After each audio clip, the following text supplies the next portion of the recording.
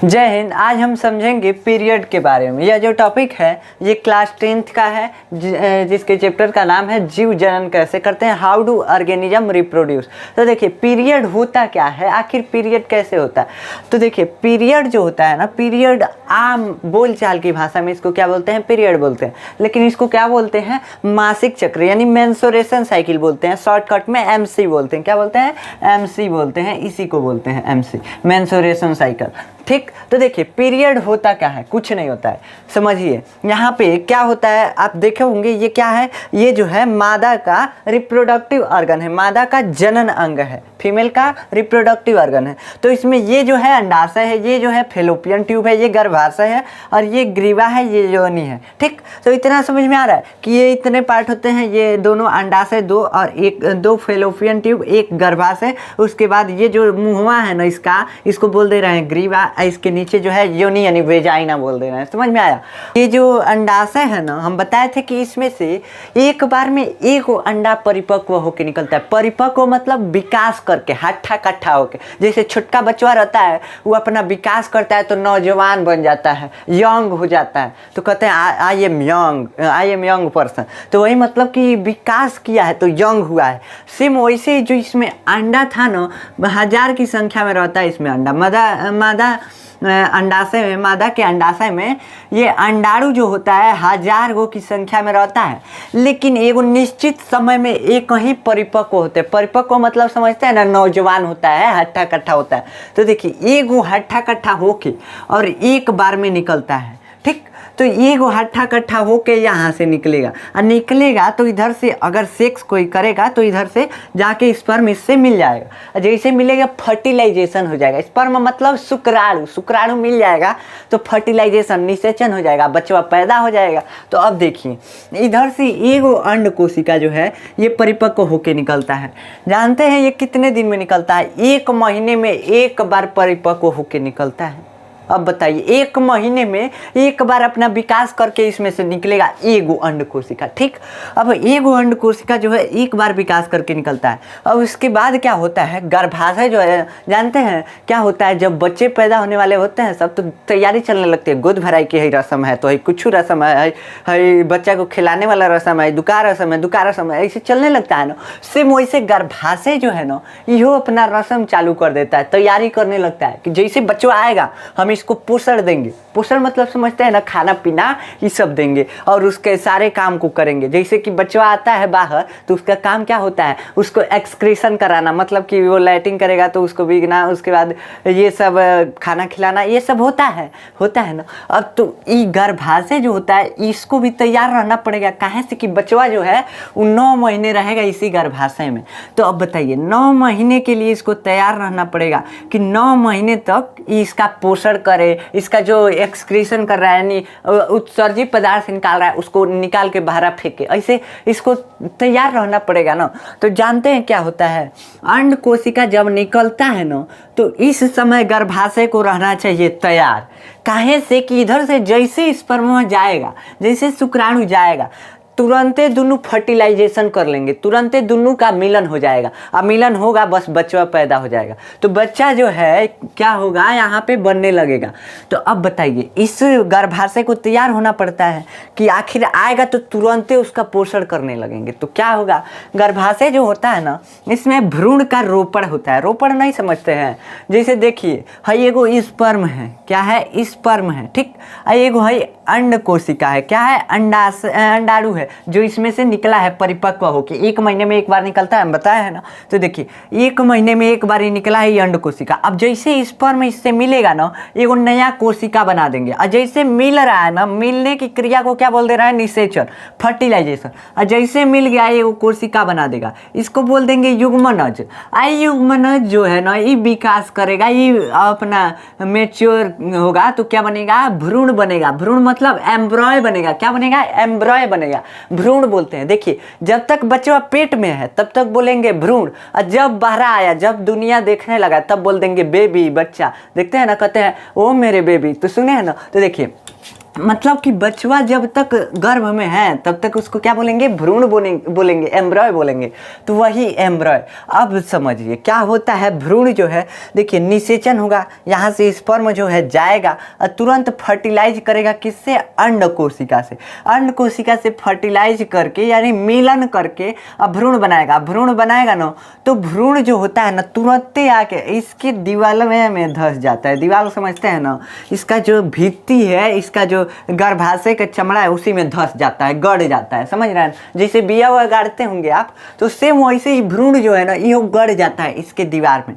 तो उसी को कह देते हैं भ्रूण का रोपण हो गया, भ्रूण रोपा गया। समझ रहे हैं ना, तो समझ में आया। अब देखिए इसके लिए गर्भाशय भित्ति जो है, गर्भाशय की दीवार जो है, यूट्रस की दीवार जो है वो तैयार रहती है कि तुरंत आएगा, तुरंत हम इसको पोषण देंगे तभी तो ये बड़ा होगा, नहीं तो ये आगे चल के एकदम बेकार हो जाएगा, बचवे नहीं बनेगा। तो इसके लिए जो भित्ति है इसकी गर्भाशय भित्ति तैयार होने लगती है।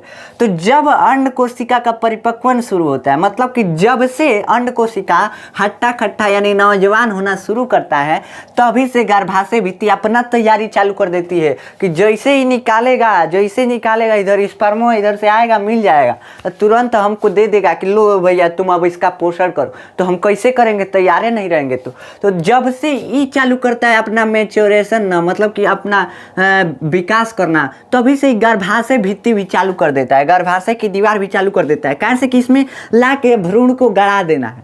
अब इसमें क्या होता है, इसमें तैयारी का होता है। अब बाहर मान लीजिए कि कोनो गोद भराई का रस्म है, कोनो खिलाने का रस्म है, कोनो को पानी पिलाने का रस्म है। वैसे ही ये जो गर्भाशय भित्ति है ना, ये तो ये करेगा नहीं कि खिलाने का रस्म ये सब नहीं ना करेगा। तो पोषण के लिए क्या करता है, यहाँ पे ब्लड का ज़्यादा आना जरूरी है। तो यहाँ पे क्या करता है, ब्लड को ज़्यादा ला देता है, मतलब ब्लड की आपूर्ति पूरा करने के लिए इसमें ज़्यादा ब्लड ला देता है इसके भित्ति में। उसके बाद इसके ऊपर जो भित्ति है ना, देखिए गर्भाशय भित्ति जो ब्लैक से बनाए हैं उतने हैं, लेकिन है जो नीला से बनाए हैं ना, नीला से जो बनाए हैं इसका विकास बाद में हुआ है। ये भ्रूण के रोपण के लिए उत्तरदायी होता है। इस पे ऊतक का जमा होने लगता है। ऊतक समझते हैं, कोई को कोशिका मिलेगा ना तो उसी को क्या बोल देंगे, ऊतक बोल देंगे। कई को कोशिका के समूह को ऊतक बोल देते हैं, बस सिंपल समझिए। अब क्या होगा, इस पे कई को कोशिका जमने लगेंगे सब। काहे कैसे कि गर्भाशय भित्ति को करना है मोटा। काहे मोटा करना है, कैसे कि हमको भ्रूण को लाके इसी में धंसाना है, इसी में गड़ा देना है। अब समझिए, तो इसके लिए इस पे ऊतक का जमाव होने लगता है, टिश्यू का जमाव होने लगता है और ब्लड की आपूर्ति जो है तेजी से होने लगती है। अब बताइए, ये तो जम गया, ठीक जम गया। अब इसके बाद क्या होता है, जमाव तो हो गया, तो अब क्या होगा, अब इधर से अगर सेक्स होगा, मैथुन होगा या संभोग होगा तो उसके बाद क्या होगा, इधर से जाएगा शुक्राणु। यहाँ अंड कोशिका आया हुआ है, अब तुरंत इससे करेगा ये मिलन। ये क्या जानता है मिलन करने से क्या होगा, तो अब तुरंत तीसरा बचवा पैदा हो जाएगा। अब देखिए बचवा जो है पैदा हो जाएगा, मतलब युग्मनज का निर्माण हो जाएगा। युग्मनज क्या बोलते हैं, जाइगोट बोलते हैं। अब देखिए जाइगोट का निर्माण हो जाएगा। ये जब डिवीजन करेगा, ये जब अपना विभाजन करेगा तो ये गोल स्ट्रक्चर बनेगा। अब गोल स्ट्रक्चर जो है ना उसमें कई कोशिका रहेगा। उस कोशिका को, इन सबको क्या बोल देते हैं, भ्रूण। कहाँ से कि इसी से बचवा का निर्माण होगा, इसी से बचवा का स्ट्रक्चर बनेगा। अब समझिए, बचवा का स्ट्रक्चर बनने के लिए तो ये गोल यहाँ पे बन गया। अभी डगर के धीरे धीरे आता है इधर, कहाँ आता है, नीचे गर्भाशय में। कैसे कि फेलोपियन ट्यूब में तो इसको पालन पोषण करना नहीं है, कैसे कि फेलोपियन ट्यूब तैयारी नहीं किया है। अब देखिए गर्भाशय में इसको आना है, इसमें ले आके इसको धंसाना है। तो क्या होता है, भ्रूण आता है यहाँ पे और इसमें धंस जाता है। धंस गया तब तो ठीक है भैया, पालन पोषण करने के लिए ये तैयार था, अब पालन पोषण कर देगा। अब देखिए मान लीजिए कि सब तैयारी हो गया, अंड कोशिका भी इधर से आ गया मैच्योर होके, लेकिन इधर से शुक्राणु गया ही नहीं। कोई जो है कोई अपना रिलेशन बनाया ही नहीं। ये जो मतलब जो मादा है वो अपना रिलेशन किसी के साथ नहीं बनाई, सेक्स नहीं की। तो अब बताइए क्या होगा, अब इसका फर्टिलाइजेशन होगा नहीं, इसका निषेचन होगा नहीं।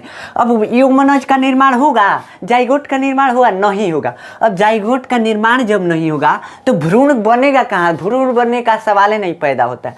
तो जितना तैयारी किया था ना सब बेकार जाएगा, सब बेकार हो जाएगा। सब इसका तैयारी बेकार हो जाएगा। जैसे देखते हैं शादी का तैयारी होता है तो तुरंत जा जा के साटा उटा कर देते हैं लोग सब। मान लीजिए कि अगवा चल के सदिया कट जाता है, तो जब कट जाता है तो क्या होता है, वो सारा बेकार हो जाता है। जितना तैयारी हुआ था, जितना बहना वहना दिया था, वो सब बेकार हो जाता है, कोनो नहीं फिरता है सब। अब बताइए, तो वैसे सेम ही गर्भाशय में होता है, मतलब मादा के रिप्रोडक्टिव ऑर्गन में होता है, मादा के जनन अंग में होता है। क्या होता है कि जितना ही तैयारी किया था ना, अब जब इन दोनों का मिलन नहीं होगा तो ये सब जो है दुखी हो जाएंगे, सारा इन सब का पूरा तैयारी खराब हो जाएगा। तो अब क्या होगा, ये जो जमाव हुआ था ऊतक का वो टूटने लगेगा। अंड कोशिका को भी बाहर निकालना है। कहाँ से कि ये जो है अंड कोशिका, इसका जीवन काल 24 घंटा से 48 घंटा तक होता है। 48 घंटा मतलब समझते हैं, एक दिन से 2 दिन, बस इससे ज़्यादा नहीं होता है, तो 2 दिन तक होता है। अब बताइए 2 दिन बाद ये मर जाएगा अंड कोशिका, इसको बाहर निकालना जरूरी है। काहे से कि बाबू हम मरे हुए शरीर को अंदर रखेंगे नहीं, हमारे पास जगह नहीं है। अब बताइए ये अंड कोशिका को बाहर निकालना है, जितना तैयारी हुआ था ना, इसको भी बाहर निकालना है। जानते हैं काहे से कि जो होता है स्पंजी होता है। स्पंजी मतलब समझते हैं, जितना भित्ति जो है मोटा हुआ था, वो जो होता है स्पंजी फोम टाइप का दबने लायक होता है। कैसे कि उसमें भ्रूण को गड़ाना था। तो अब बताइए ये जो ढेर दिन रहेगा तो क्या हो जाएगा, कड़क हो जाएगा, तो भ्रूणवा उसमें धंसेगा नहीं धंसेगा। तो अब क्या होगा, इसको टूट टूट के गिरना पड़ेगा। तो ये टूट टूट के गिरता है और ये भी अंड कोशिका भी नीचे गिर जाता है। किसके रास्ते, वेजाइना के रास्ते बाहर निकल जाता है।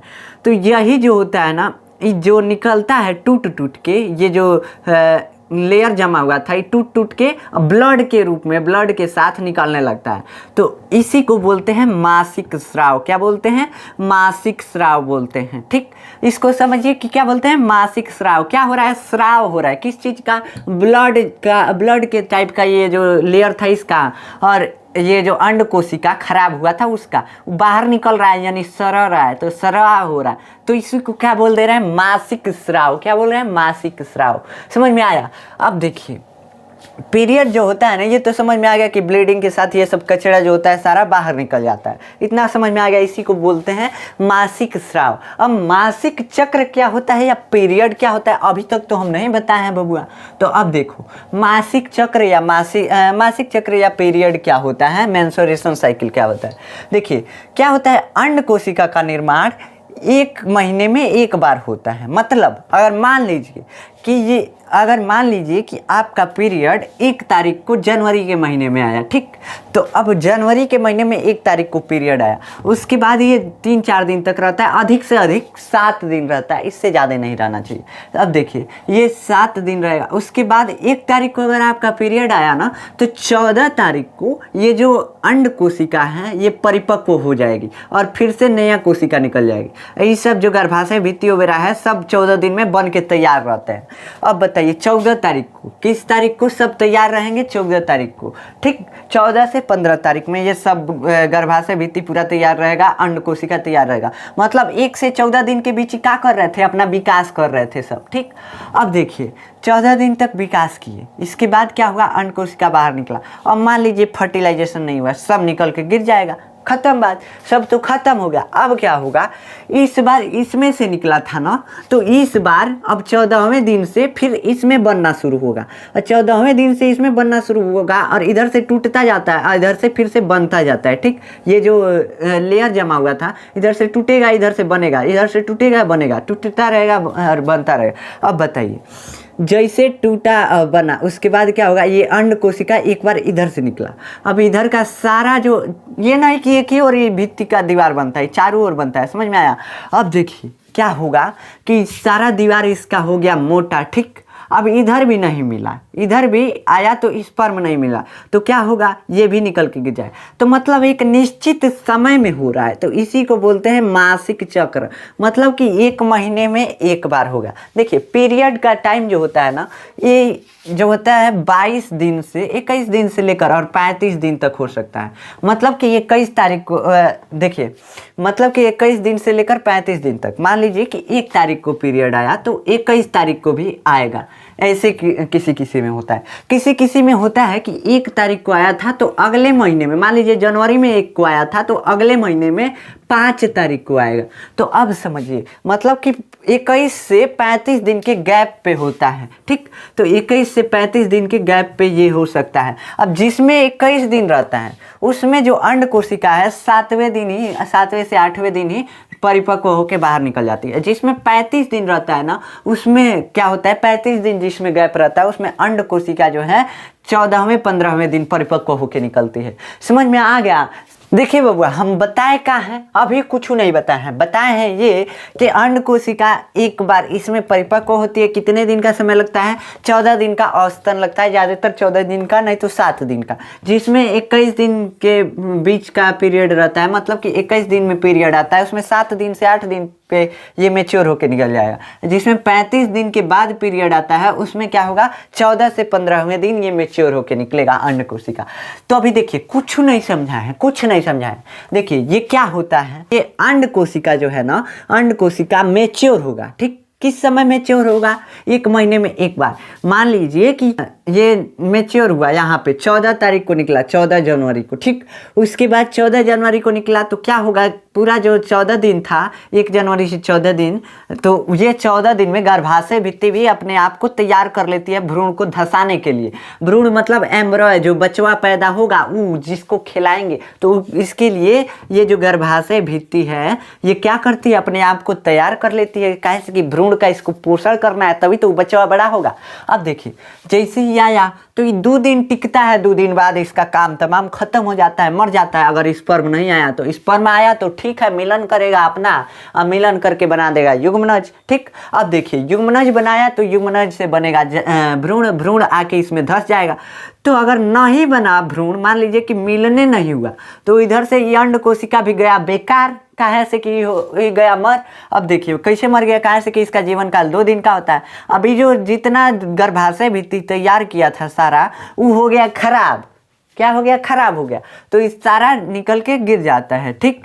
किस दिन गिरेगा, 14 को आया था ना, तो 14 को आया था अंड कोशिका, तो ये धीरे धीरे यहाँ आता है, फिर धीरे धीरे टूटता है, धीरे धीरे टूटता है। फिर 14 से क्या होगा, 14 दिन से 15 दिन के बाद ये पूरा टूट के गिरने लगेगा। तो 14 से 15 दिन बाद क्या होगा, 14 तारीख को ये निकला था अंड कोशिका इसमें से, ठीक। अब मान लीजिए कि 14 से 15 दिन बाद, तो 29 तारीख को, 29 से 30 तारीख को क्या होगा, ये सब बाहर निकलने लगेंगे। क्या हो गए, सब बाहर निकलने लगेंगे टूट टूट के, काहे से कि बेकार हो गया, सारा बेकार हो गया।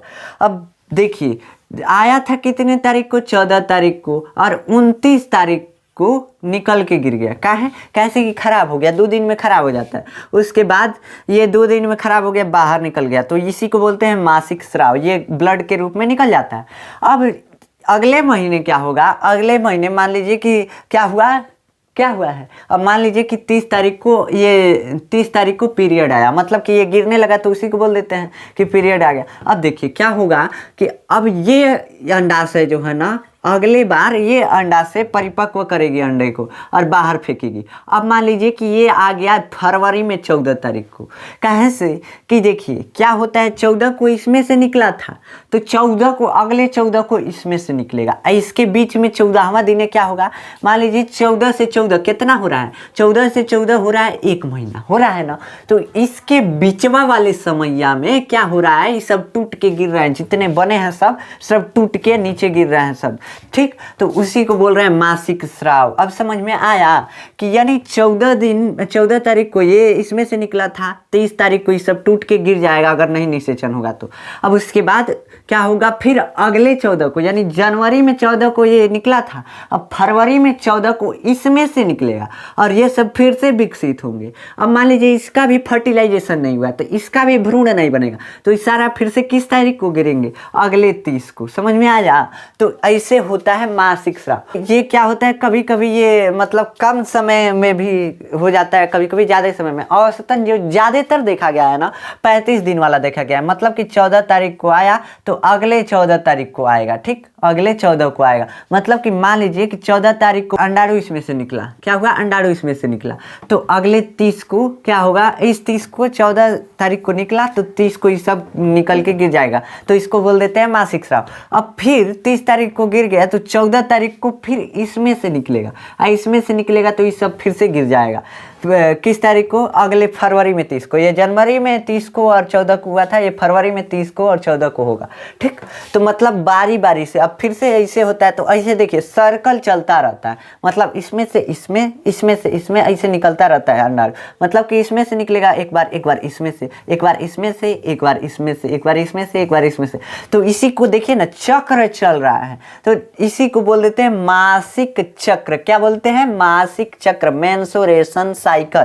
समझ में आया? तो इसी को बोलते हैं मेंसुरेशन साइकिल, मासिक चक्र। अब अगर आपको इसका नोट्स चाहिए तो आप व्हाट्सएप से जुड़कर नोट्स डाउनलोड कर सकते हैं। व्हाट्सएप के चैनल का नाम है फिजिक्स एरिया, और उसका लिंक जो है इस वीडियो के डिस्क्रिप्शन में भी दिया हुआ है, वहाँ से जाकर आप जुड़ सकते हैं। अगर अब नेक्स्ट लेक्चर में हम जानते हैं क्या पढ़ेंगे? ट्यूबैकोटोमी और वैस्कोटोमी। कहाँ से कि इस लेक्चर में पढ़ेंगे तो बहुत लंबा हो जाएगा लेक्चर, तो समझ में नहीं आएगा। तो चलिए नेक्स्ट लेक्चर में मिलते हैं, तब तक के लिए जय हिंद।